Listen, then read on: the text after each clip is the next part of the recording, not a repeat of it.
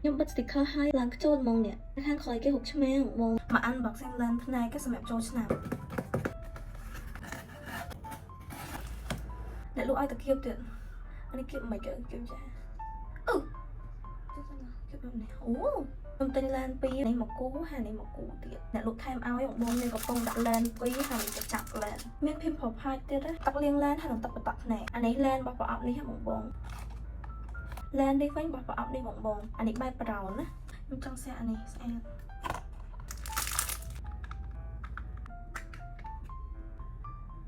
អូ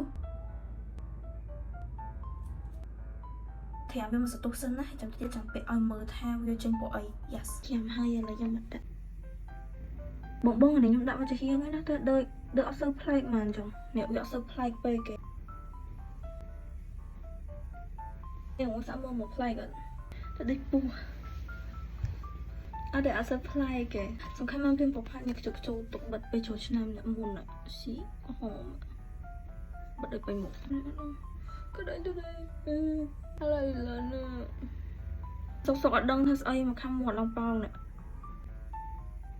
ពណ៌នេះប្រហែលជាប្លែកជាងដោយសារវារាងសូកូឡាស្រាលដែរចាំសាក់ពេលក្រោយទៀតឥឡូវសាក់ជាមួយនឹងបាននេះបាយបាយ